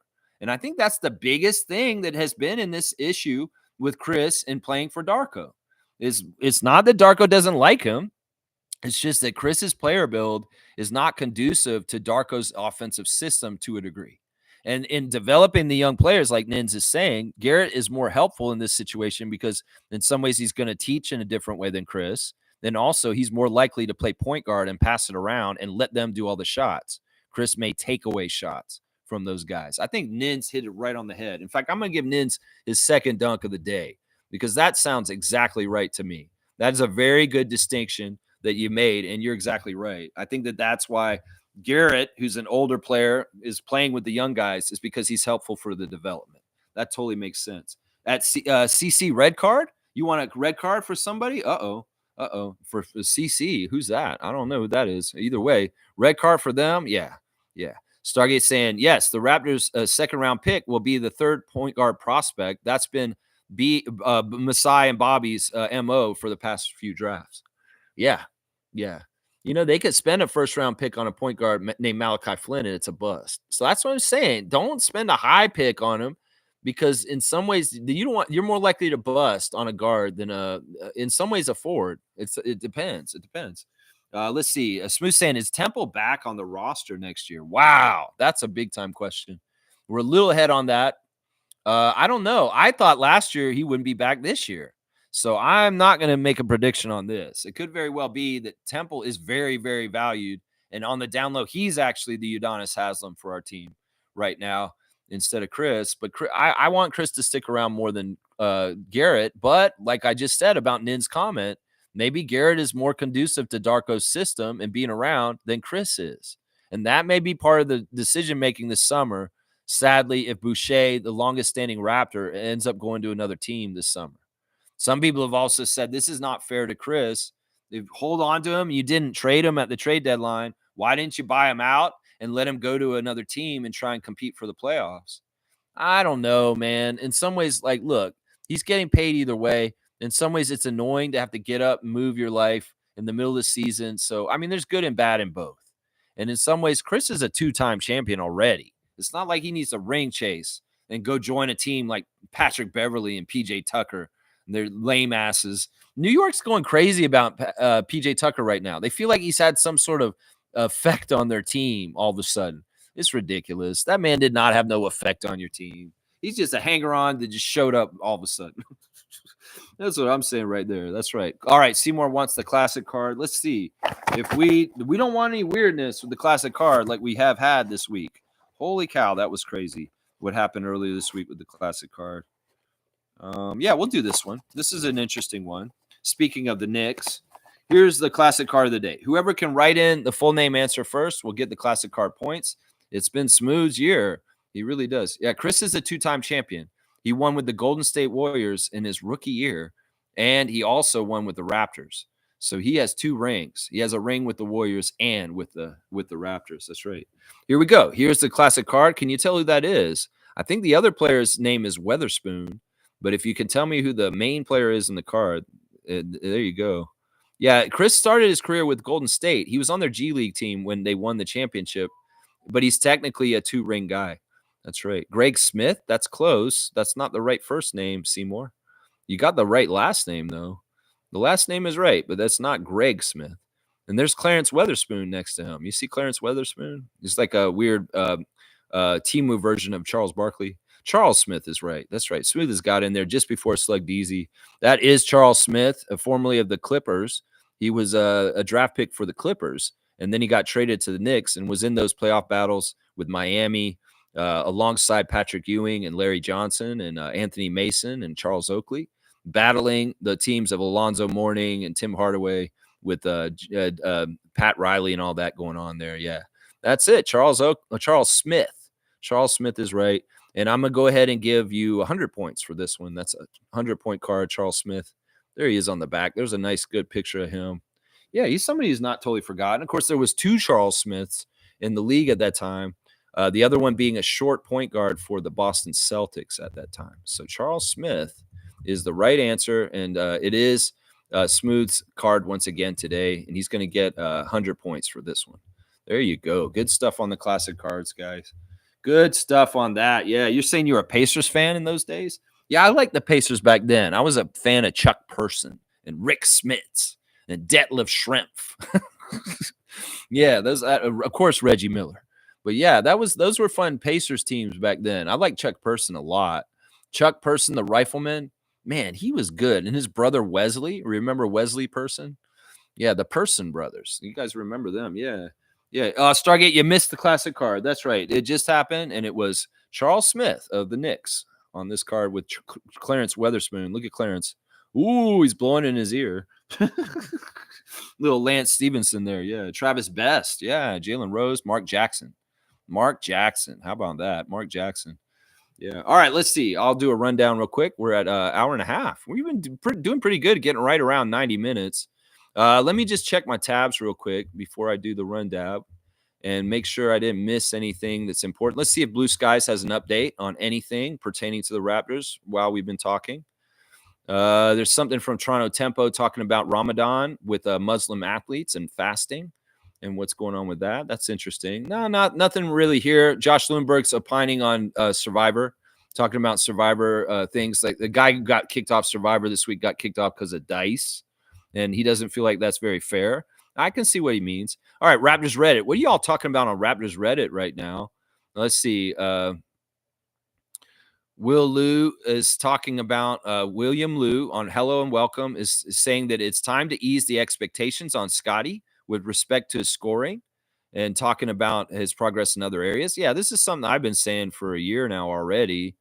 That it's not about how much Scotty scores; it's about how much he does in winning plays all around in any kind of play: blocks, rebounds, steals, assists. It's all gravy and good. In some ways, this is why Scotty can play with Brandon Ingram and RJ Barrett so well, because they can do the scoring and Scotty will do everything else. And that's why, okay, you're just getting to this, William Lou, that we shouldn't be counting on Scotty to score everything. Well, hello, you're missed the boat. I've talked about this for a long, long time. I've been talking about this for about a year and a half now already. James Dolan says the Knicks nearly traded for prime Vince Carter, but we're told his Achilles was 90% severed.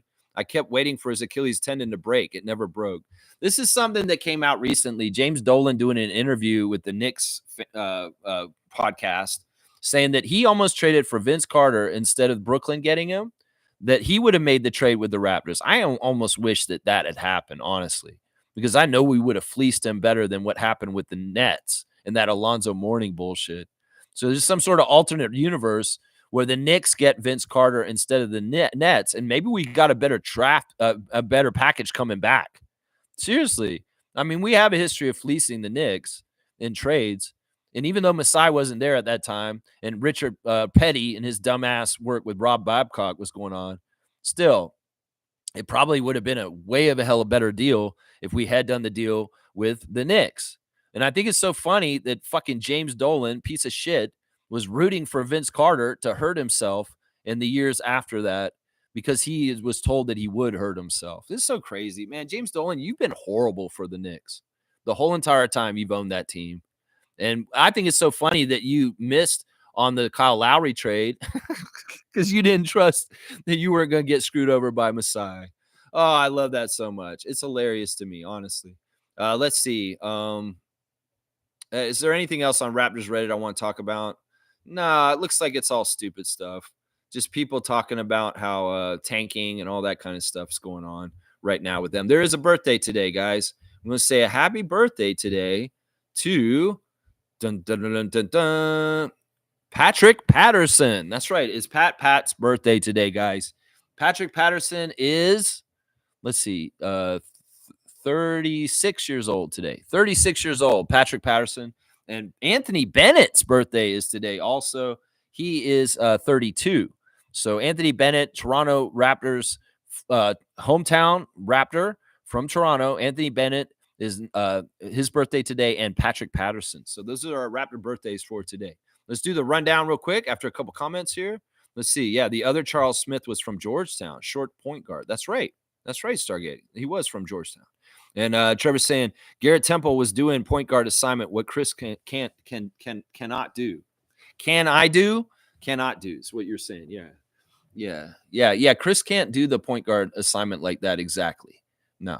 I mean, there's a lot of justifications for this. Like I said, I think that once again, Gary, Chris, and Pascal in particular, the three of them, when Darko became our coach, had the hardest chance of staying on this team because of the nature of the way they play.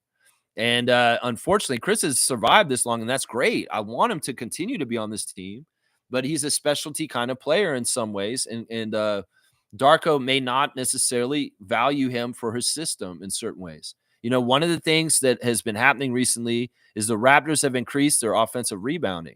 And this is a strength of Chris. Chris has probably been one of our best offensive rebounders in the last few years of our team. Well, if the rest of the team's taking care of that business, in some ways, I hate to say it, Chris is not totally vital for it in certain ways, is what I'm saying. Jimmy's saying that I still think Scotty can be a dominant scorer. He plays well off of other players like Pascal, and now we have Ingram. I expect things will be easier for Scotty next season. They can't double him now. Yeah, this is a byproduct. It's like kind of on top of the other top on top. But the thing is, what William Lou's trying to say to Raptors fans is stop judging Scotty by how many points he scores, because Scotty's had 15-point games recently, and they've been fantastic, absolutely top-level games. But people will look at it and say, he didn't score 20 points. He sucks. It's just the people that don't really look at the whole realm of basketball being rebounds, assists, steals, and blocks also. And they just look at the final scoring total. That's who we're talking to. We're talking to the casual fans that only look at how many points the person scores. The Scotty scores 12 points, but we win, and he gets a triple double still, what's wrong with that? He just because he scored only 12 points. That's what we're talking about right there. That's it right there. I agree with you, Jimmy. I think that Scotty on certain nights can be the dominant scorer and the leading scorer and the guy who absolutely takes over the game, and he will. It's just that it won't be on a nightly basis, and Raptors fans need to temper their expectations for that happening on a nightly basis. That's the point right there. Thank you, Pope of Positivity, for your comment. And Nako saying, I actually think Scotty's underrated as a scorer. The amount of threes he does makes him look worse. Yeah, his threes have been really bad this year. And in some ways, that is the one blemish on his year this year, is his shooting percentage for three went down from last year. And that's too bad. But that's the way NBA careers go. You'll fluctuate with your shooting percentage year to year. And he just had a bad year from three. Now, once again, I'll say this. Scotty's going to overwork on threes this summer. He's going to work really hard on them, just like Chris does too. Chris worked really hard on his threes last year too. And, well, hopefully next year the percentages for his three-point will be much better next year. And they'll be saying, oh, Scotty's doing so much better. And it'll make his scoring average look better too. They obviously will. Jimmy's saying, I remember in his rookie season, he was a dog. I still have faith in Scotty. Yeah, I'm not discounting him or anything like that. When we say that he's not going to be the main scoring person, that's not a detriment. That's not an insult. And that's not putting him down or saying that he's not the franchise player or the team captain, or as Darko has put this week, the lead assistant coach is what he said. He said this in interview this week. He said, Scotty Barnes is my lead assistant coach on this team at this point. Seriously. So it's like, in some ways, that's a much better player to have. But you can think about Bill Russell. This is a good example of this. Bill Russell was never the leading scorer for the Celtics, but he was absolutely the most important Celtic during their amazing decade of the 1960s. He absolutely was the glue guy who did all the defense, the rebounding, the block shots. He was even a very good passer, but he didn't necessarily score the most points for them. It was people like Havlicek and Kuzi and Sharman and people like that were doing most of the scoring, and Russell was doing all the dirty work. That's the kind of player Scotty is. In some ways, he's like Magic too, a great passer, but not necessarily the leading scorer. James Worthy, the leading scorer, or maybe some nights Byron Scott stepped up and was the leading scorer for the Lakers. But that's the kind of player Scott is. He's not necessarily got to be the leading scorer and carry. And people like Brandon Ingram and RJ Barrett can do that for us. That's what I'm saying. Yeah. Yeah. Trevor's saying people forget that it was Scotty who was the one to get Sabonis out of Indiana. What do you mean by that? Scotty was the guy who got Sabonis out of Indiana? I don't even remember. What does that mean, Trevor? That's a weird comment. What do you mean he got him out of – they traded him to Sacramento. What does Scott have to do with that? I don't know. You're remembering something I don't remember. I don't know. Either way, all respect. I love you, Trevor. I love you, man. All right, let's do the rundown coming back. All right, 55% chance the Raptors will win tonight, according to ESPN, even though I think the chance is a little bit lower. Out for the game tonight. Jonathan Mobo's out. Ochai Agbaji is questionable. Jakob Poeltl's on rest. He will not play tonight. Jacoby Walter is probably done for the season. Scotty Barnes is questionable, and I'm going to guess he's going to play. Brandon Ingram's out. Grady Dick is out. Ulrich Shamshe's out. RJ Barrett and Emmanuel Quickley are in. They will be playing tonight. So I expect barbecue tonight. Emmanuel Quickley, AJ Lawson, RJ Barrett, Scotty Barnes, and Orlando Robinson starting for the Raptors, along with Jamison Battle, Colin Castleton, Garrett Temple, and Chris Boucher off the bench. As I said earlier, Jared Rhoden and Jamal Shead also. Jared Rhoden is with the 905 and is not in Utah right now, guys. So do not expect Jared Rhoden in the game tonight. He is with the Raptors 905 to play tomorrow's afternoon game for them in Mississauga. The Jazz injuries are Keontae George is questionable. John Collins is out. Taylor Hendricks is out. And Lauri Markkanen is in. So we should expect Isaiah Collier, Colin Sexton, Lauri Markkanen, Bryce Sensabaugh, and Walker Kessler as the starting lineup for the Jazz tonight. The refs for tonight, our lead ref is Mitchell Irvin. He favors the Jazz. Our second ref is Sean Corbin. He favors the Jazz. And our third ref is Sayash Mehta, who favors the Jazz also. So home court and the Jazz have the refs on the favorite this time for this game. So, yeah, that's basically it there. Anything else to run down with? Nope. I'm going through my tabs and everything's good. Y'all check out the Kensington Variety VIP Club show. We're in the very beginning of the pandemic 5 years ago, and I'm giving out replica rings for our championship to different customers on the show. And also, we're checking to see how much foot traffic is in Kensington Market due to the shutdown of the city from the pandemic. So if you want to see what it was like at the very beginning of the pandemic for Lex, watch the Kensington Variety VIP Club. There's a new episode out today from 5 years ago on March 14th, 5 years ago today. Yeah, happy birthday, Pat and Anthony Bennett. Check your fantasy teams, guys. If you have a Yahoo fantasy team in our league, we're getting real close to the playoffs, and you're going to need to get that home stretch done. That's right. Let's see.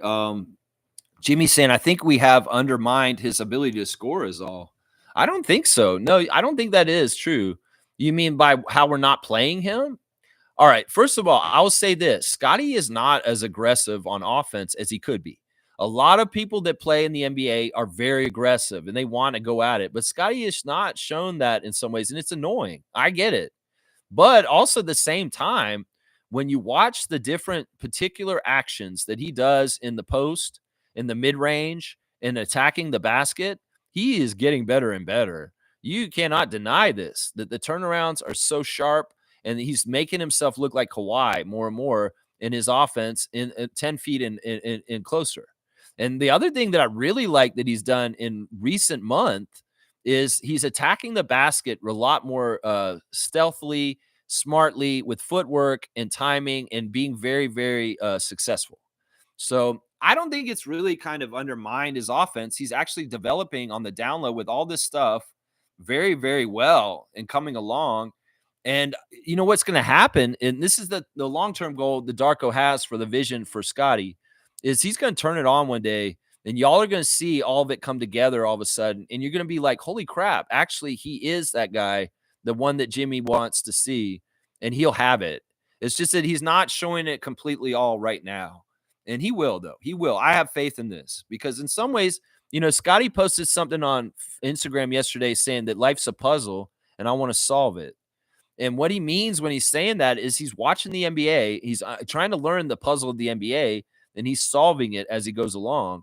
And more, he's showing that he understands and has the aptitude and the confidence to go do more of this.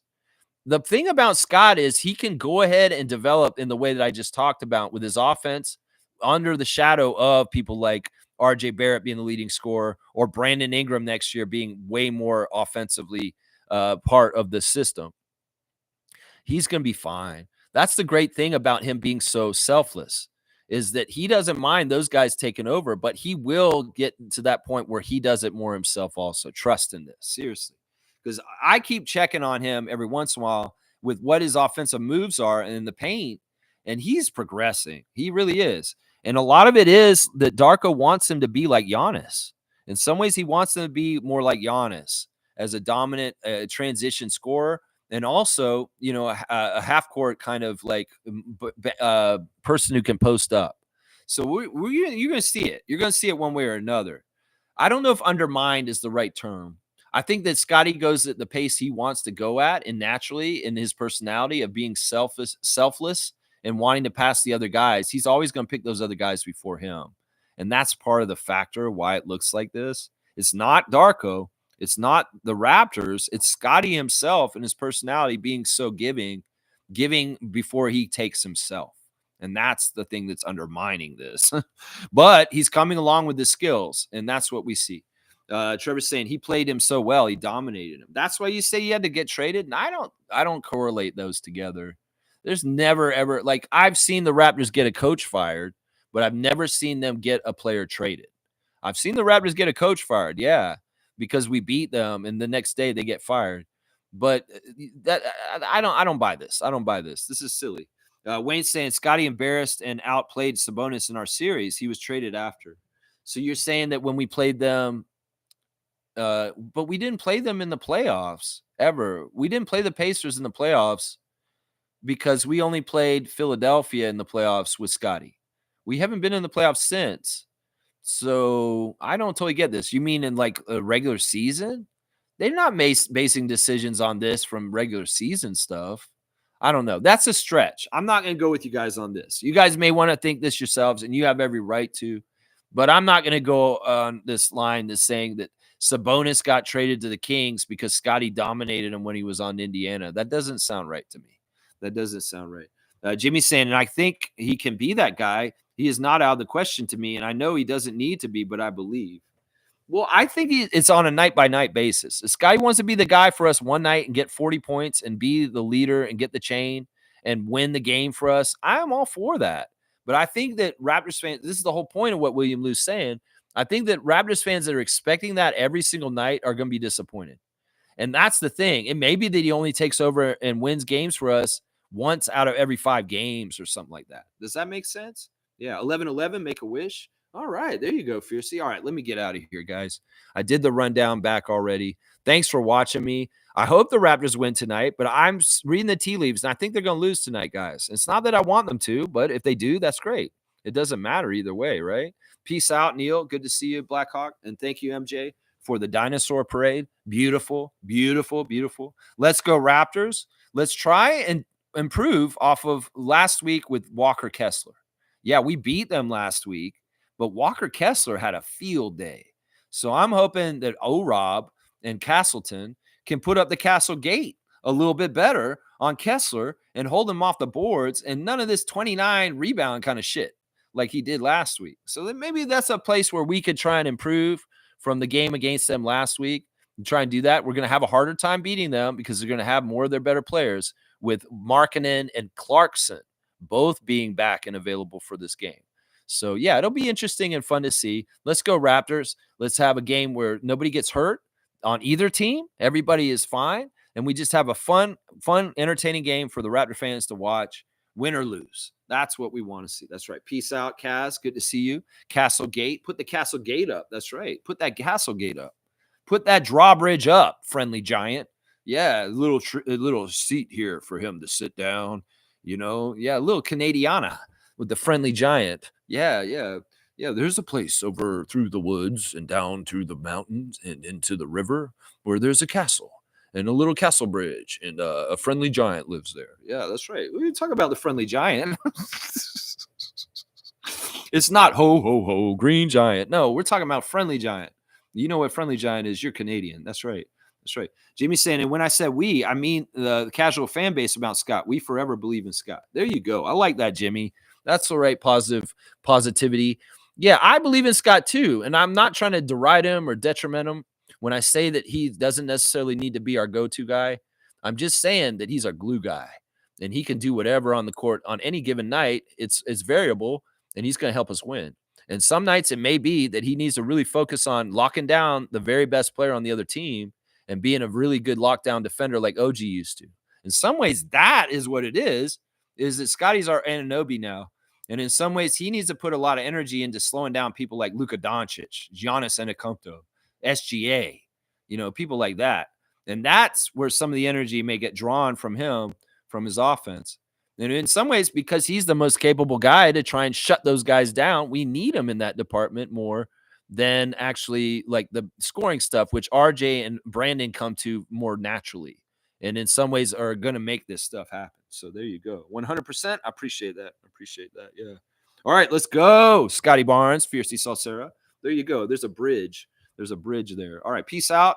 I'll see you guys tomorrow. We'll react to the game and set you up for the 9:05 game in the afternoon also. Y'all have a great Friday, TGIF, and Raptorize your day like Nat Badia would. Do good in this world, as good will be reflected and reverberate throughout the world as you do it. And thank you, Lord, for another day. Glory, all the glory to God. And we do trust and believe in you that you will protect the world and the innocent and the meek and the people that need protection. You'll be there for us. I appreciate you. All right, y'all. Let's see you tomorrow, 9:30 a.m. in the morning on Saturday. That's right. Let's go, Raptors. Let's go, Raptors. Let's go, Raptors.